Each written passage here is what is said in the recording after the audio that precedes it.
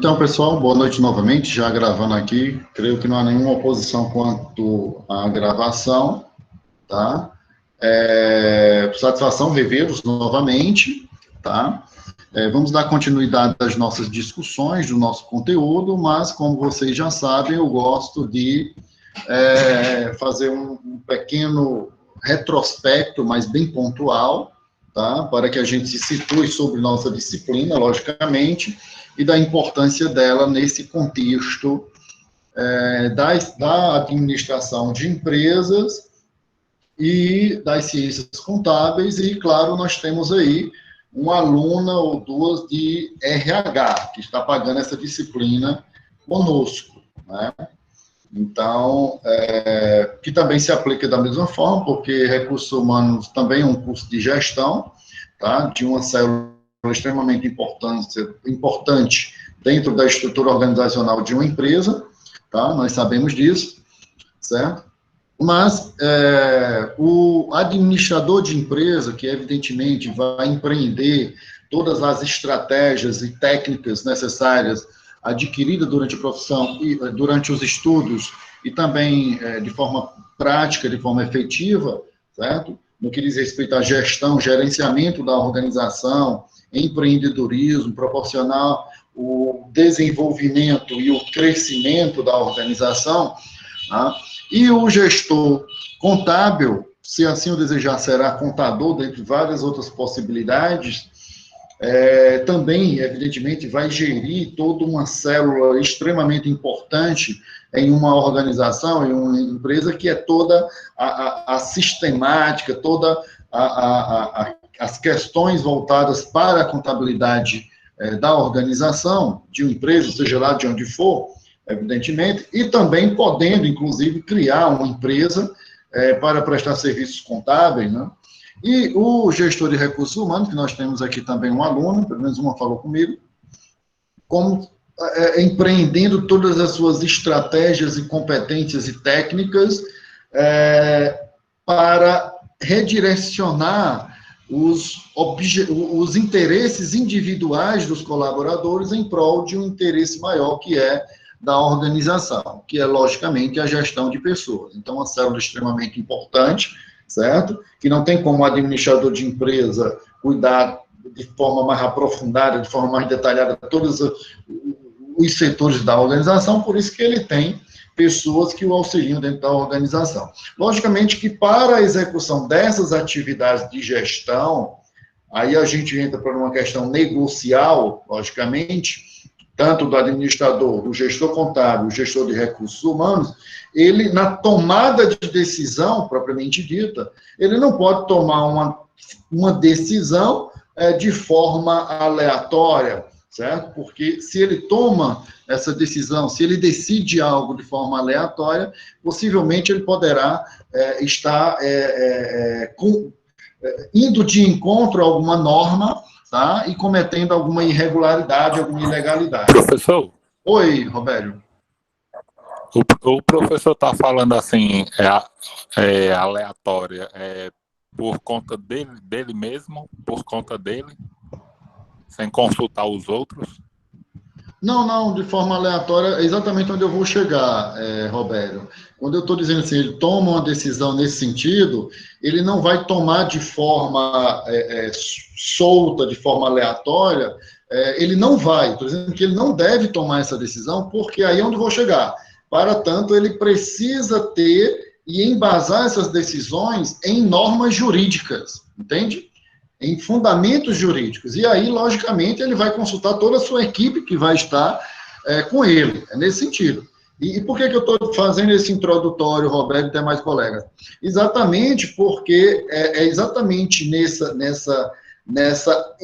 embasamento, nessa base jurídica, que entra a nossa disciplina, que são as estruturas jurídicas, discussões pontuais que vão, evidentemente, fundamentar essas decisões do administrador de empresa, do gestor contábil e, logicamente, do gestor de recursos humanos. Então, é nessa perspectiva, nessa análise, nesse contexto, nessa situação, nessa pontualização, são praticamente sinônimas, pelo menos palavras que eu acabei de falar no sentido da interpretação do que eu gostaria de chegar, que nós estudamos essas estruturas jurídicas com o objetivo primordial disso. Por isso que é uma disciplina comum a todo o núcleo, tá? Todo o núcleo. É nesse sentido que eu estou falando efetivamente. Para tanto, a gente precisou e necessitou, logicamente, de discutir vários conceitos. E aí a gente vem, desde o nosso primeiro dia de aula, aprofundando o conceito e compreendendo o que é o direito propriamente dito. Não tem como esses profissionais, vocês, futuros colegas meus de graduação, tá? Profissionais na sua área respectiva, não tem como deixar em segundo plano questões jurídicas. É impossível. Tudo envolve uma questão jurídica. Então, a gente vem discutindo desde o primeiro dia de aula os conceitos de direito, fizemos uma discussão reflexiva e crítica sobre o direito propriamente dito, analisamos as fontes do direito, a lei propriamente, né, o costume, certo? As decisões judiciais, e fizemos também um contraponto sobre as relações de poder como fonte do direito, certo? E, logicamente, nessas relações de poder, nós fizemos, claro, aquela discussão entre Michel Foucault e Hans Kelsen, na sua teoria pura do direito, que vocês já estão aí cansados de ouvir eu falar, e possivelmente alguns outros colegas também, né? Analisamos também a interpretação da norma, né? Como é que ela pode ser interpretada de forma declarativa, de forma restringir o que está escrito, ou de forma de ir além do que o que está escrito, né? Analisamos de forma necessária a validade, vigência e eficácia de uma norma, de uma lei, e nós devemos analisar, só aceitar aqui os colegas, só um minuto. Boa noite, quem entrou agora. E foi de fundamental importância nós analisarmos essa validade, a validade na sua Constituição, tá? A vigência, o período que ela está sendo efetivamente aplicada, né? Observada, cumprida, e a eficácia, que são os resultados. Uma colega até me perguntou hoje sobre essa eficácia, eu falei para ela exatamente, que os resultados acabam sendo resultados sociais, né? Resultados positivos, porque não tem por que uma norma existir e ter um resultado negativo. Isso não é admissível, isso não é lógico, né?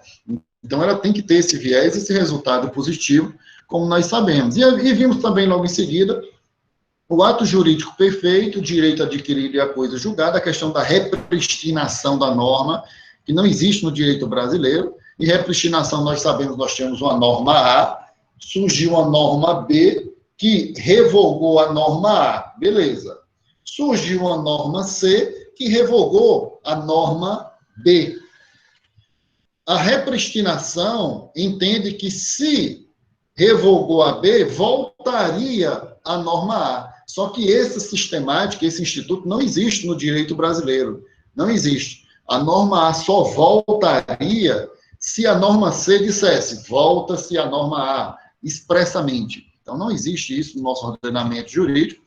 Claro que são conceitos introdutórios que nós tivemos, e aí, então, a gente adentrou nas sociedades empresariais, nas organizações empresariais, quer dizer, organizações, analisando o conceito de organização, tá? Vimos o conceito de pessoa jurídica, de pessoa física, quando é que nós temos uma personalidade jurídica, né, com a sua inscrição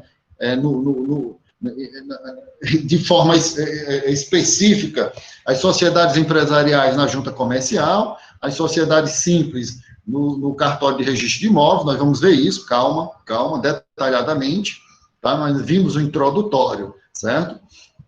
E aí a gente chega hoje, meus caríssimos e minhas caríssimas, nós analisamos as organizações empresariais como um todo, e aí a gente adentra na nossa discussão de hoje em sociedade empresarial, né, como sendo aquela união de pessoas com o fim de construir algo, de empreender, de desenvolver algo, colocar no mercado um produto e um serviço.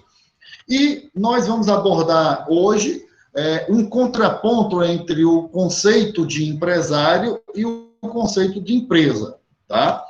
Posteriormente, nós vamos aí analisar de forma mais específica quais são os tipos de sociedade, quais são as possibilidades de nós termos os tipos de empresa, que são as sociedades com personalidade jurídica e sociedades sem personalidade jurídica, que aí eu vou, nas aulas seguintes, discutir. Só que hoje nós vamos discutir o conceito de empresa e o conceito de empresário. E nós não podemos deixar de discutir o conceito de empresa e de empresário propriamente dito, que está lá no 966 do Código Civil, sem discorrer sobre o Código Civil. Tá? O que é o Código Civil? O Código Civil é uma lei de direito privado. Ele regula as relações entre pessoas de direito privados, ou pessoa física ou pessoa jurídica. Ele não regula com exceções pontualíssimas, questões de ordem pública. Tá? O Código Civil é considerado um código de direito privado. E não há como você, administrador e administrador de empresa, você, gestor e gestora contábil, você, gestor e gestora de recursos humanos, não ter contato com o Código Civil e não ter contato com o direito de empresa. É impossível. Impossível. Direito de empresa é quase como se fosse, me perdoe a comparação, uma bíblia, algo que é quase que um dogma. Claro, eu fui extremo, calma. Mas o que eu quis dizer que é algo que a gente deve estar com ele sempre, né? Porque regula todas as relações privadas, praticamente todas. Claro, tem outras normas por aí que regulam outras situações pontuais, mas o direito de empresa, o Código Civil, regula as relações privadas. As relações negociais estão nessa norma. Tá? Calma, ninguém é obrigado a saber decorado todos os artigos do Código Civil, que é uma infinidade, milhares, centenas e centenas de artigos. Não é assim. Tá? Nós teremos conhecimentos pontuais para nos possibilitar encontrar as respostas nessa norma, tá? De forma bastante clara, de forma bastante efetiva. Tá? Então, o direito de empresa, porque ele regula, logicamente, o conceito de empresário e automaticamente de empresa, que está lá no artigo 966 do Código Civil. No entanto, meus queridos e minhas queridas, nós não podemos, aí deixa-me só projetar aqui bacaninha, para vocês verem bem bacaninha, que eu organizei aqui uma aula para vocês. Então, esse direito de empresa, né, como eu falei para vocês, ele está no Código Civil, claro, né, e é de fundamental importância para vocês, claro, vocês, administradoras e administradores, gestoras contábeis, gestores de recursos humanos, tá? Então, esse conceito de empresário é a base, só que nós não podemos falar do conceito de empresário sem falar de duas teorias extremamente importantes, que é a teoria da empresa e a teoria dos atos de comércio. E eu falei isso para vocês em um outro momento, em uma outra aula, que nós precisamos abordar, evidentemente, essas duas teorias, né? A teoria da empresa e a teoria dos atos de comércio. Tá? E o que é isso? É algo extremamente importante, porque é um marco divisor, certo? Que foi consolidado no Brasil em 2002, não é longo tempo, 2002 é considerado pertíssimo no direito, tá? Algo novo, praticamente, tá? E ele rompeu com uma sistemática de entendimento do que era empresário do que era comerciante propriamente dito, tá? E aí eu trouxe aqui para vocês, somente um minuto, que vai nos visualizar essa teoria, essas duas teorias, tá? Então, minhas queridas e meus queridos, opa, alguém querendo entrar, só um minuto, é o João Pedro, boa noite, João Pedro. Então, meus caríssimos e minhas caríssimas, vou pegar aqui meu quadro branco, que vocês já o sabem, e vou aqui num dos meus pincéis, tá? E nós temos aqui, vocês estão vendo, que aqui está me dizendo que vocês estão vendo, nós temos duas grandes teorias. Nós temos a teoria dos atos de comércio e a teoria da empresa. O que é que acontece? Olha só, a teoria da empresa foi consolidada no Brasil em 2002, e esta daqui foi de 1916 até 2002. Olha que coisa fantástica, né? E qual é a grande ruptura que nós tivemos aí, meus caríssimos e minhas caríssimas? Nós tivemos uma ruptura do que é que nós podemos considerar de forma efetiva um negócio, uma situação negocial. Como é que nós poderíamos, qual é o foco? Qual o foco, tá? Do negócio? E esse marco divisor é extremamente importante, certo?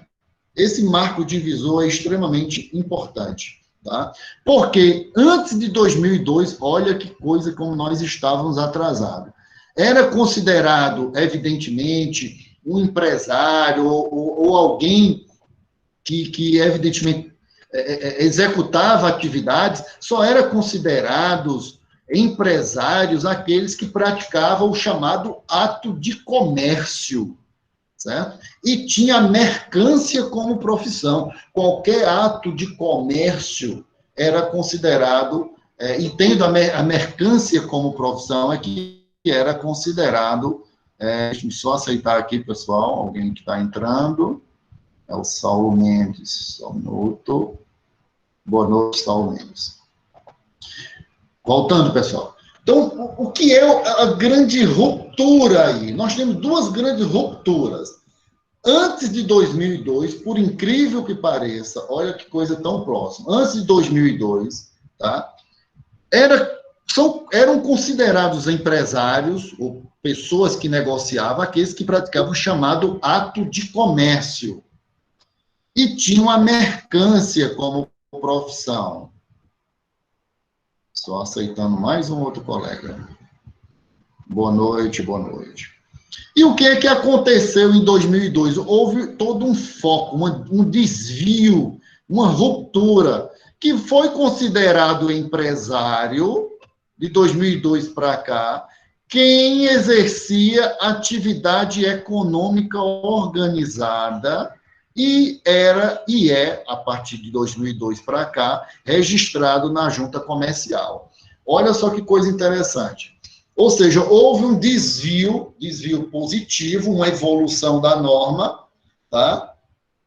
De que os atos praticados, seja qual for algum ato de comércio, que vocês compreendem normalmente, qualquer ato de comércio, e agora o foco é no empresário. O foco agora é no empresário, tá? O foco é no empresário. E não necessariamente somente nos atos praticados. Nos atos praticados. Isso possibilita uma abrangência maior, uma possibilidade maior, logicamente negocial, certo? De forma extraordinária, né? E o que era considerado mercância antes de 2002, pessoal? E tinha mercância como profissão antes de 2002. Havia um regulamento do tempo do Império, chamado Regulamento 737, de 1850, que ele traz lá para a gente no artigo 19. A mercância era um registro, e esse registro ele era facultativo, porém necessário, para que o empresário, pessoal, fosse amparado pela lei comercial. Por isso que existem alguns autores que defendem que esse registro, de certa forma, era obrigatório, já que sem sem esse registro, o comerciante, antes de 2002, ou seja, na teoria dos atos de comércio, já que esse comerciante ele não tinha como fazer nenhum negócio se não tivesse esse registro. O regulamento 737 dizia que era facultativo, mas não, tinha que ter um registro, algum registro, certo? Então, extremamente importante esse registro, que iria, evidentemente, validar esses atos de comércio. Eu estou falando da teoria dos atos de comércio antes de 2002, pessoal, antes de 2002. Extremamente importante essa nossa discussão, conforme a gente está vendo. Então, antes de 2002, havia essa teoria dos atos de comércio, onde o foco principal negocial era a atividade praticada por aquela pessoa, denominada, evidentemente, de qualquer comércio, e, evidentemente, tinha a mercância como profissão. A mercância como profissão, tá? Nós temos que ver isso, por exemplo, pessoal, como o registro não era obrigatório, em tese, antes de 2002, certo? E sim facultativo. Por exemplo, um vendedor ambulante era considerado empresário. Olha só como é que era antes de 2002. Um vendedor ambulante, sem qualquer registro, pela teoria dos atos de comércio, era considerado empresário, já que ele praticava um ato de comércio, pessoal, e exercia essa chamada mercância como profissão, tá? Então, olha só que coisa interessante. Isso eu estou falando na teoria dos atos de comércio antes de 2002, que veio de 1916, olha só, de 1916 até 2002. Extremamente importante, pessoal. Em 2002, com o Código Civil de 2002, nós tivemos essa quebra desse paradigma, dessa ruptura, e aí passou-se, então, a ser adotada no Brasil a chamada teoria da empresa. E o que é a teoria da empresa? A teoria da empresa diz que são considerados empresários aqueles que praticam uma atividade econômica organizada, pessoal. Que praticam uma atividade econômica organizada para produzir e circular bens ou serviços, e tem que ter o registro na junta comercial, pessoal. Na junta comercial. Então, olha só que coisa interessante. Desde 2002 para cá, aplica-se no Brasil, de acordo com o Código Civil de 2002, a chamada teoria da empresa, onde são considerados empresários somente aqueles que praticam atividade econômica. E essa atividade econômica tem que ser organizada. E essa atividade econômica organizada tem que produzir algo. E essa atividade econômica organizada tem que circular algum bem. E essa atividade econômica organizada deve também circular algum serviço e deve ser registrado na junta comercial. Tá? Então, essa é a teoria. Oi? Então, sempre tem que haver a comercialização do produto ou do serviço em função do detrimento da sociedade, ou não? Não, detrimento não. Eu sei que você não usou bem a palavra, em função do desenvolvimento da sociedade, do bem-estar da sociedade. Isso. Mas aí, Jean, estou vendo que é o Jean que está falando aí, veja bem, quando o código traz circulação, produzir ou circular bens ou serviços, vamos imaginar, o que é que não estaria enquadrado em bens e serviço? Não é verdade? Bens e serviço. É amplo o conceito. Tudo acaba sendo serviço. Se não for serviço, vai ser algum bem que foi produzido e entrou em circulação. Né? Então, isso é a teoria da empresa, que está desde 2002. Tá? Então, o empresário, ele assume essa figura de comerciante, está me entendendo, pessoal? Ele assume essa figura de comerciante, porém, não se fala mais em atos de comércio, mas em uma atividade econômica organizada, devidamente organizada. Tá? E é obrigatório o empresário o registro público, logicamente, nas juntas comerciais dessa empresa que foi criada. Né?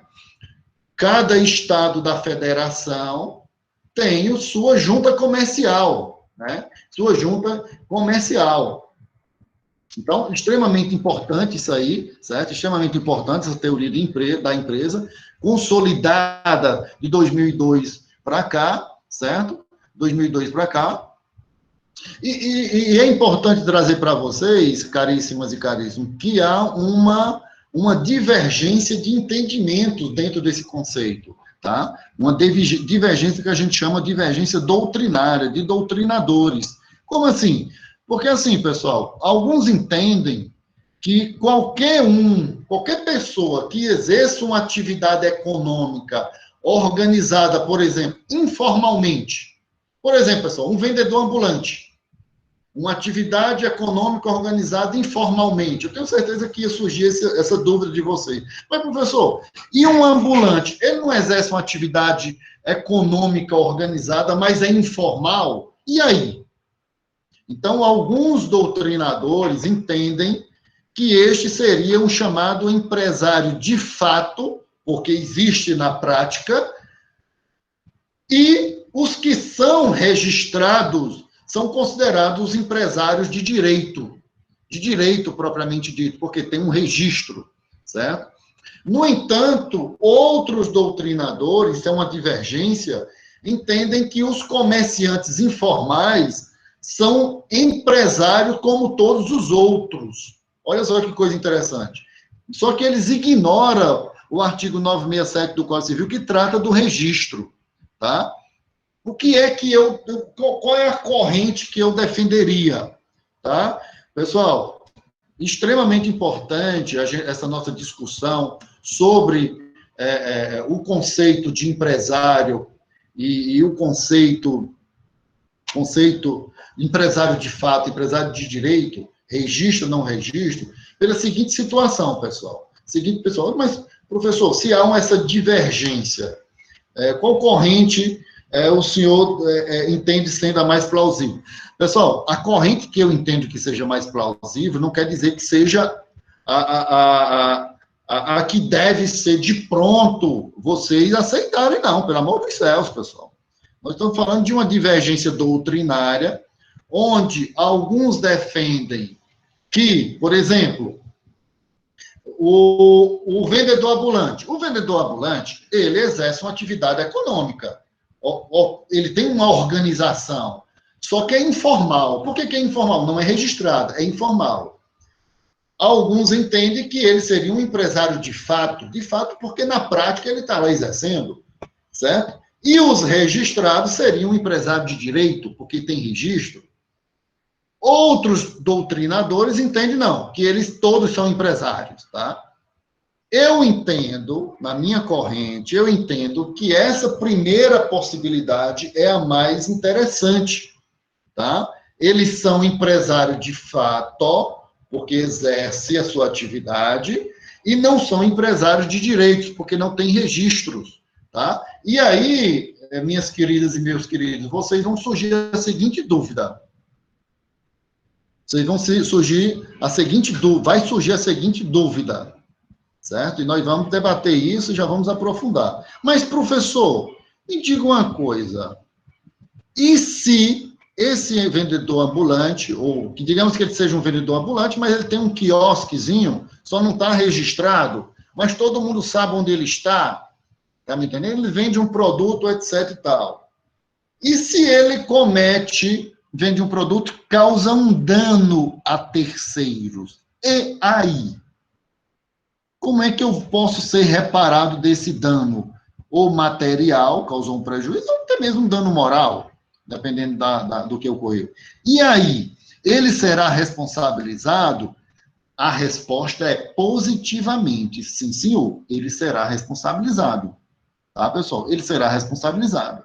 Então, desde que você prove o dano causado pelaquela pessoa, mesmo que ele não esteja registrado, ele será responsabilizado, você sabendo o local, sabendo o que aconteceu, evidentemente, ele será responsabilizado, pessoal. Ele será responsabilizado, tá?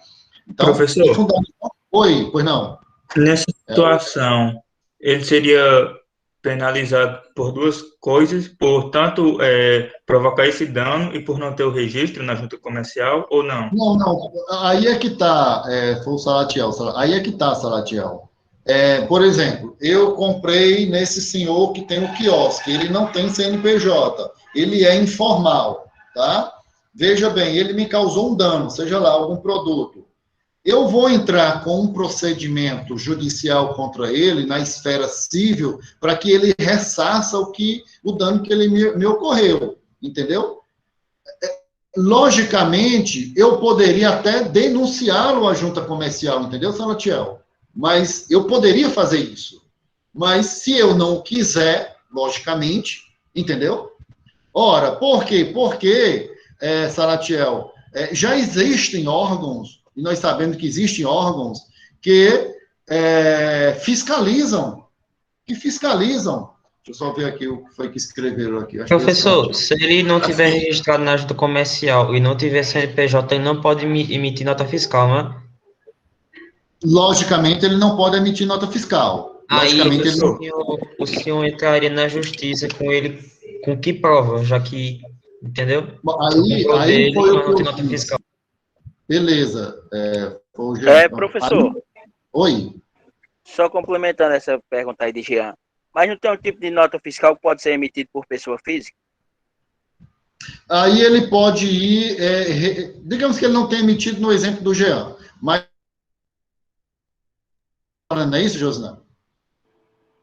Eu não entendi porque travou na hora. Não, é porque você sabe que tem aquela possibilidade de você emitir nota avulsa na prefeitura, não é isso?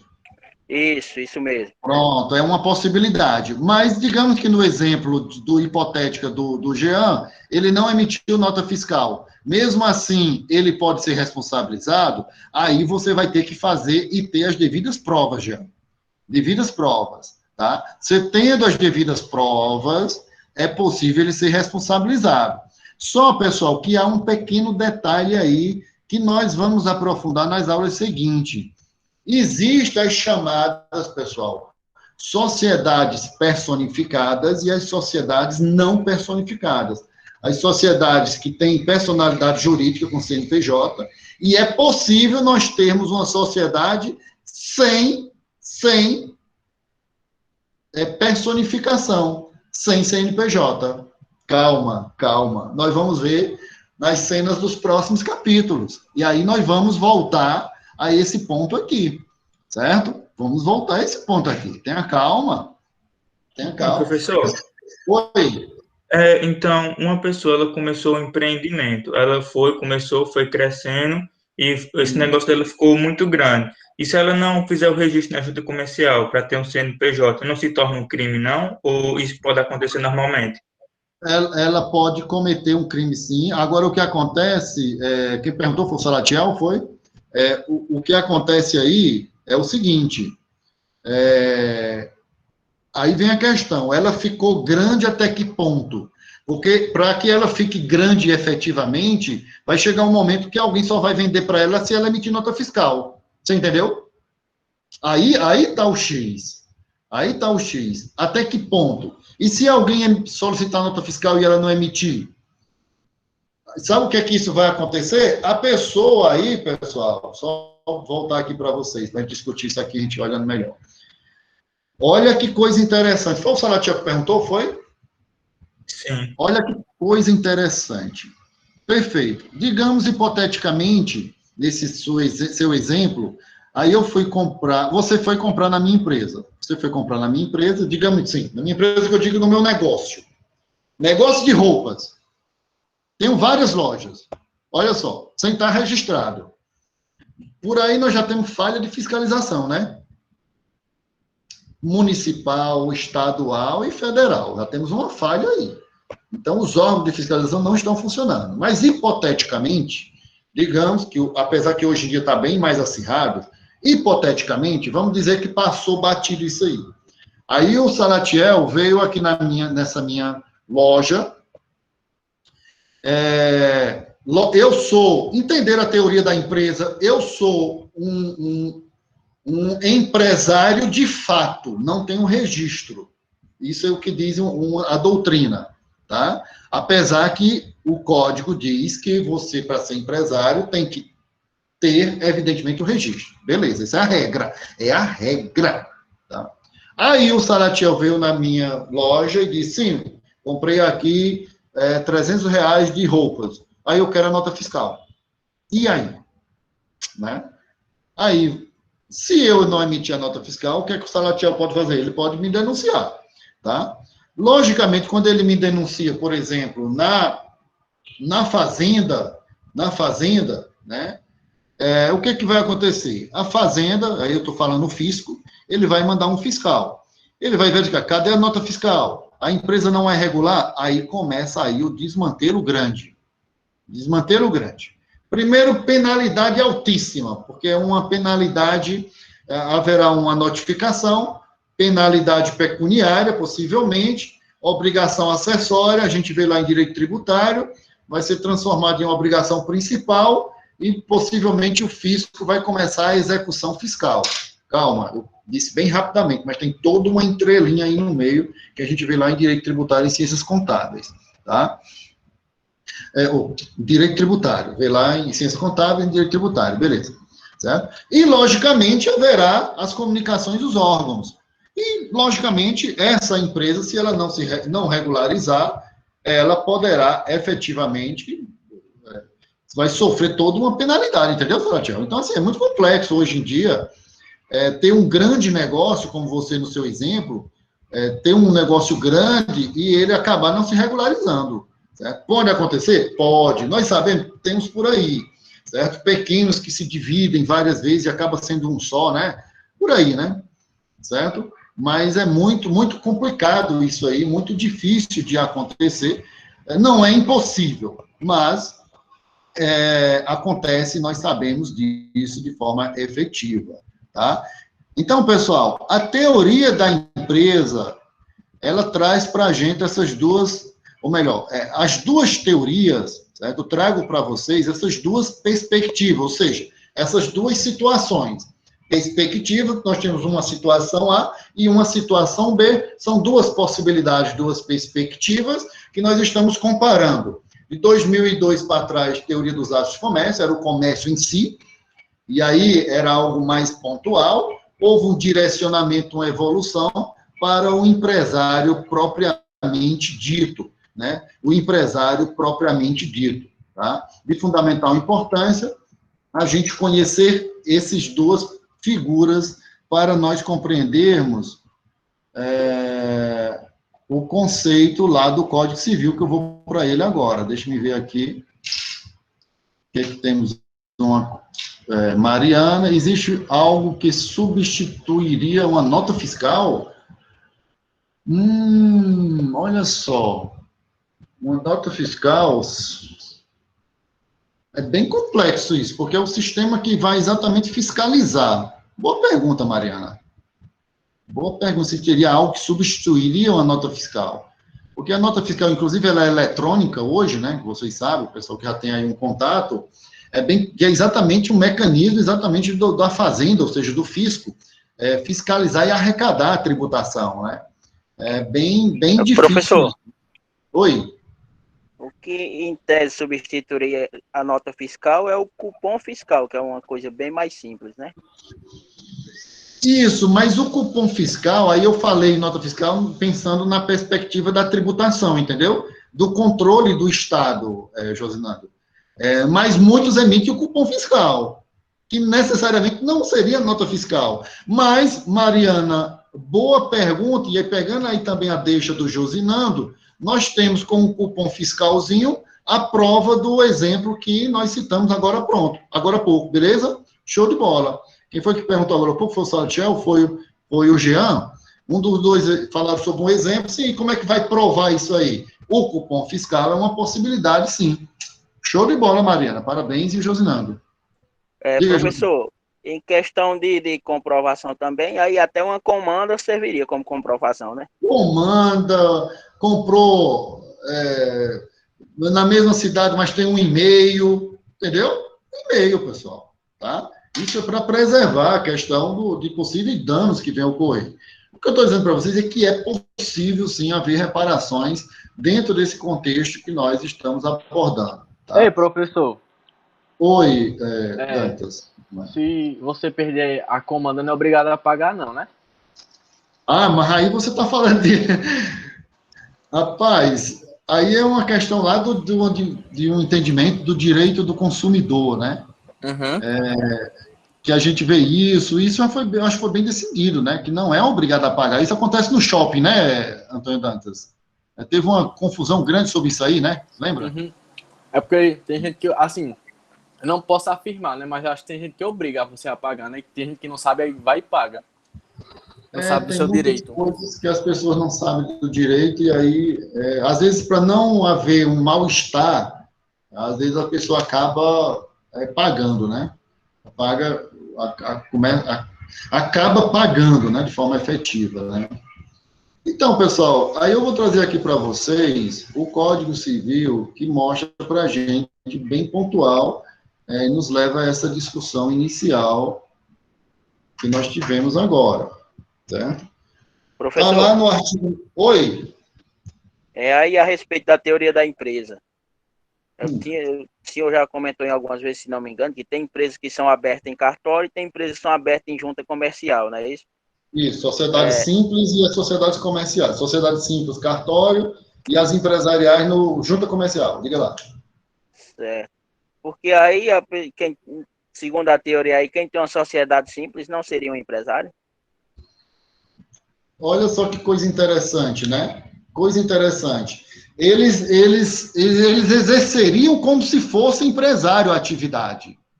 Olha só que coisa interessante. Sua pergunta é extremamente procedente, né? Eles seriam uma empresa propriamente dita, mas pelo conceito de empresário, não estaria enquadrado nesse conceito de empresário. Olha só, olha que coisa interessante isso que você perguntou, né? Porque ele diz aqui, ó, e eu vou te responder aqui, ó. Considera-se empresário quem exerce profissionalmente atividade econômica organizada para a produção ou a circulação de bens ou de serviços. E o 967 é obrigatória a inscrição do empresário no registro público de empresas mercantis da sede. Isso é junta comercial. Pelo conceito de empresário, essas pessoas da sociedade simples, em tese, não seriam considerados empresários. Olha só que coisa interessante. Não seriam considerados empresários propriamente ditos, certo? Seriam donos de uma empresa, certo? Uma sociedade simples, mas não exerceria de forma efetiva essas atividades. Mas nós vamos ver bem aqui, ó. Quem perguntou, nós vamos ver bem aqui. Na primeira parte lá, que diz que coloca em circulação bens e serviços, fica subentendido que continua-se colocando em circulação o valor monetário também, né? O capital? Por favor, repita aí novamente, por favor. Não, falhou aqui. Por gentileza. Assim, subentende-se que, para você ser um empresário, você precisa colocar em circulação bens e serviços. Mas também pode-se entender que, por colocar bens e serviços em circulação, você também estaria colocando, por conclusão, o valor monetário, segundo eles, né? É verdade, faz sentido essa sua análise. Faz sentido sim, verdade. Certo? Olha só aqui, pessoal, a gente está pulando, porque a gente ia abordar isso que o colega perguntou sobre sociedade simples e sociedade empresária mais à frente. Olha só aqui. O 981 diz o seguinte: celebra um contrato de sociedade as pessoas que reciprocamente se obrigam a contribuir com bens ou serviços para o exercício de atividade econômica e a partilha entre si dos resultados. A atividade pode restringir-se à realização de um ou mais negócios determinados. Olha aí. Aí vem aqui, ó, o 982. Salvo as exceções expressas, considera-se empresário a sociedade que tem por objeto o exercício de atividade própria de empresário, sujeito a registro. E são as simples, as demais, que têm registro no cartório. Olha só que coisa interessante, certo? Então, olha só que coisa interessante. Isso quer dizer, e faz sentido o que o colega falou agora há pouco, certo? Que essas pessoas que não têm, evidentemente, o registro da sociedade empresária na junta comercial, pelo conceito de empresário do 966, combinado com o 967, que não tem, no caso das sociedades simples, não seriam considerados empresários. Olha que coisa interessante, né? Bastante interessante isso aí. E olha aí o que diz o 966. Considera-se empresário quem exerce profissionalmente atividade econômica organizada para a produção ou a circulação de bens ou de serviço. Olha só, pessoal, parágrafo único. Não se considera empresário quem exerce profissão intelectual de natureza científica, literária ou artística, ainda com o concurso de auxiliares ou colaboradores, salvo se o exercício da profissão exercer, ou melhor, constituir elementos da empresa. Olha que coisa interessante isso aí, certo?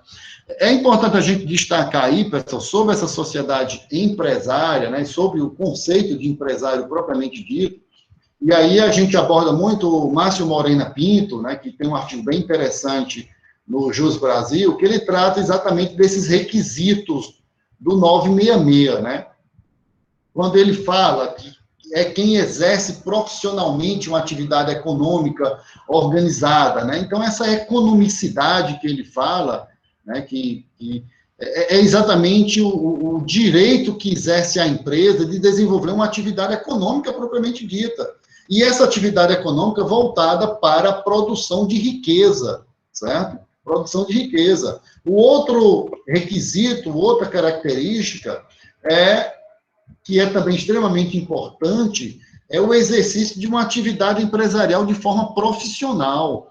Então, tem que ser profissional. O profissionalismo, pessoal, ele engloba os conceitos de pessoalidade, habitualidade, certo? E, claro, acaba sendo um monopólio das informações, porque ele está comandando uma organização.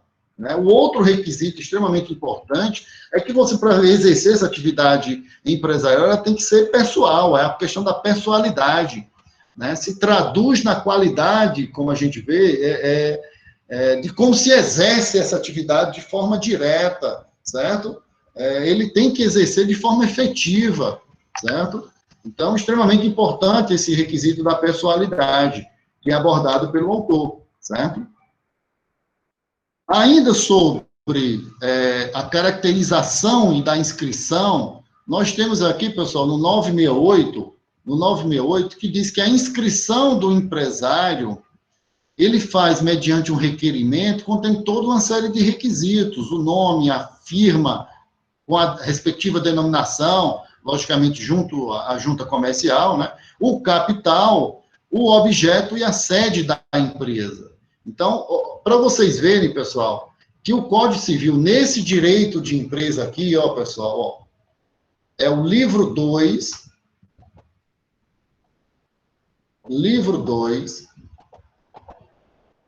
Lei 10.406 de 2002, é o livro 2 do direito de empresa, o título 1 do empresário, e tem um capítulo que trata da caracterização e da inscrição. E aí ele vai trazer para a gente, pessoal, todos os requisitos necessários para a inscrição e também para a constituição de empresas, que nós vamos ver mais à frente, certo? Então, ele vai trazer para a gente todos os requisitos, certo? Sobre a constituição de uma empresa propriamente dita. E sobre a capacidade, podem exercer a atividade de empresário os que estiverem em pleno gozo da capacidade civil e não forem legalmente impedidos. Ou seja, pessoal, você tem que ter todas as faculdades civis e mentais, etc., tal, para que você possa exercer essa atividade de empresário, certo? Se a pessoa for legalmente impedida de exercer essa atividade empresarial, se ele exercer, ele vai, evidentemente, responder pelas obrigações que ele contraiu. E, logicamente, não só o pessoal, como também a organização vai sofrer de forma efetiva essa penalidade, tá? Então,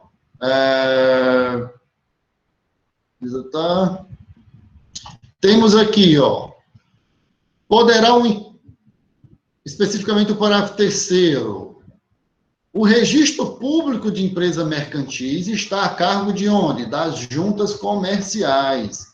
E nessas juntas comerciais deverá registrar os contratos e as alterações contratuais da sociedade, tá? Extremamente importante isso no nosso mundo empresarial e nas atividades de forma efetiva que vocês vão exercer, pessoal, que vocês vão exercer. E fazendo uma pontualizando, né, de forma pontualizando, adentrando já nos tipos de sociedade empresarial, e aí eu trago para vocês já as possibilidades de sociedades empresariais. Deixa eu só mostrar aqui, aparecer. Mas por que é que você quer criar uma empresa? Certo?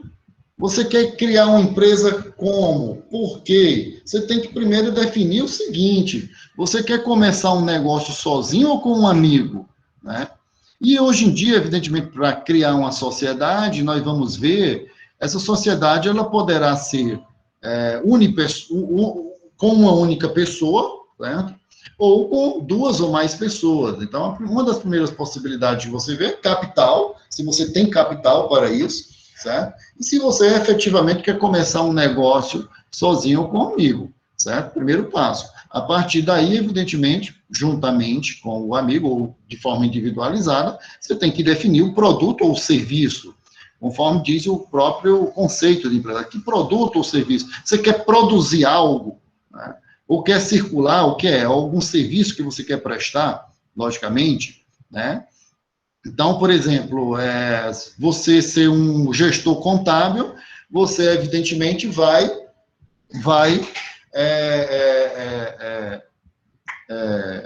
prestar um serviço. Você vai prestar um serviço, logicamente, né? Então, você vai constituir uma empresa e vai prestar um serviço, logicamente. Você é administrador de empresa, logicamente que você poderá criar uma empresa que vai produzir algo, por exemplo, uma fábrica, né? Ou apenas circular produtos, ou também você poderia até prestar um serviço de consultoria, por exemplo, tá? O gestor de recursos humanos também, ele poderia, no caso, ele se enquadraria como um prestador de serviços, logicamente, também criando uma possível empresa de consultoria, certo? Então, de fundamental importância, essas definições pontuais para que você direcione para onde você quer ir. Para onde você quer ir.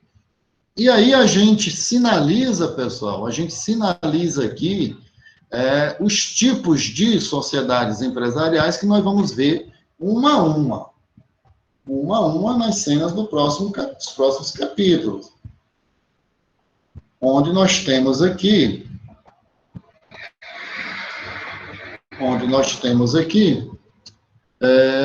estou aqui compartilhando para vocês.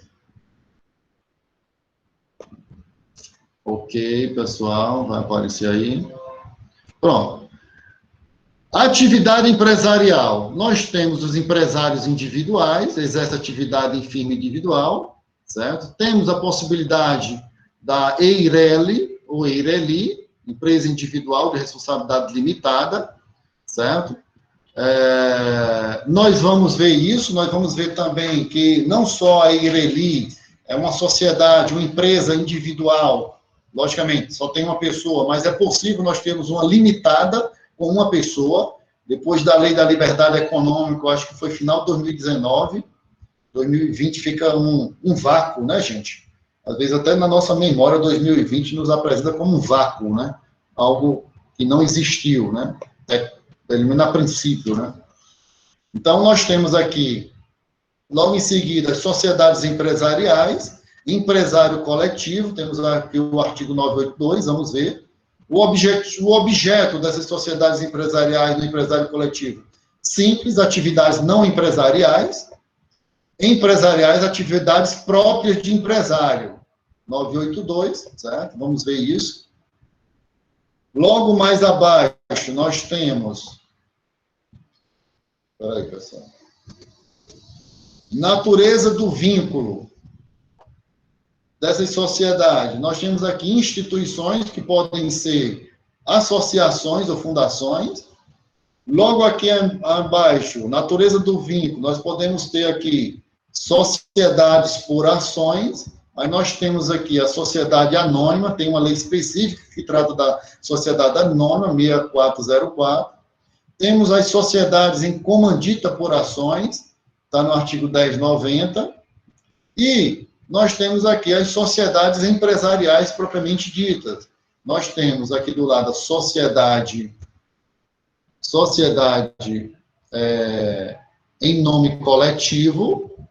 Opa, pessoal, mas quando eu cliquei aqui, ele deu um tilt aqui. Espera ainda, pessoal, deixa eu ver se eu consigo...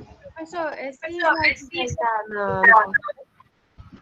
Ele tá no Unileão Digital, viu? Tá certo, obrigada. Ele tá lá, tudo tá lá. Eu só coloquei aqui para facilitar para a gente. Pessoal, só aqui que deu um tiltzinho aqui, deixa eu ver aqui.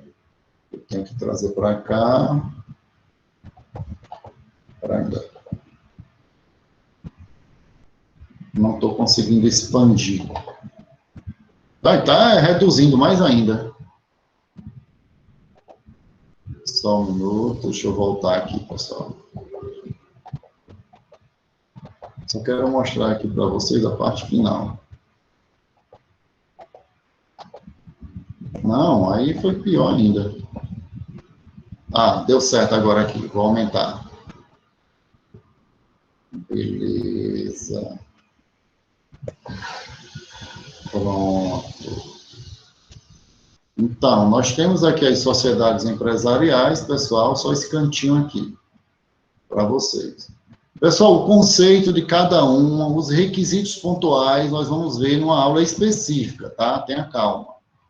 Então, nós temos aqui a sociedade empresariais, nós temos sociedade em nome coletivo, artigo 1040, sociedade em comandita simples, artigo 1045, sociedade em conta de participação, artigo 991, e as sociedades limitadas no artigo 1058. Nós vamos ver cada uma delas bem separadamente, de forma bem separada, nós vamos explicar uma a uma, tá? Fiquem tranquilos, eu estou apenas trazendo aqui para vocês essas possibilidades de sociedades empresariais. Pessoal, esse primeiro aporte aqui foi mais para mostrar para vocês o conceito de empresário, tá, do 966, essas divergências doutrinárias, tá? Até, pessoal, até o colega aí lembrou bem da sociedade simples, que é registrada na junta comercial, a divergência doutrinária, tá bom? Foi algum colega que perguntou. A divergência sobre se é empresário ou se não é, tá bom, pessoal? Pelo artigo 966 e o seguinte, sobre a questão da sociedade empresarial ser registrada na junta comercial para ser empresário, é o que está no código, mas há divergências doutrinárias, tá? Mas, em linhas gerais, o ponto central aí para a gente, pessoal, é o conceito de empresário dentro da teoria da empresa, certo? Quem exerce atividade econômica organizada para a produção e circulação de bens e de serviços, com registro na junta comercial, certo? Com base na teoria da empresa, com base no artigo 966, certo? Que é exatamente 966 junto com 967, certo? Para ser empresário no Brasil, é obrigatório o registro público de empresas mercantis, está lá no artigo 967, ou seja, na junta comercial, certo? Logicamente, se o registro não é na junta comercial, há uma divergência doutrinária, tá? Se seria empresário ou não, tá? Mas pela regra do 966 e do 967, em tese não seria, por causa da junta comercial, propriamente dito, tá? Isso é lógico, está na lei, mas nós podemos ver ali, ouvir e ler alguns escritores entendendo que seria empresário, pessoal, mas o ponto central aí é o conceito de empresário, a ruptura da teoria dos atos de comércio e a vigência, desde 2002, da teoria da empresa, certo? E, a partir dessa base, junta comercial e cartório, nós vamos adentrar nas sociedades personificadas. O que é uma sociedade personificada? Sociedade personificada é que tem personalidade jurídica. Quando é que tem personalidade jurídica? Quando ela é devidamente registrada. E a partir daí vai ter um CNPJ. E temos as sociedades que não têm personalidade jurídica. Então, se ela não tem personalidade jurídica, elas não são registradas. E aí nós vamos analisar isso com bastante profundidade nas aulas seguintes. Pessoal, esse é o nosso introdutório. Eu gostaria de ficar aqui à disposição, caso alguém queira tirar alguma dúvida sobre a nossa atividade. Vou parar aqui a gravação.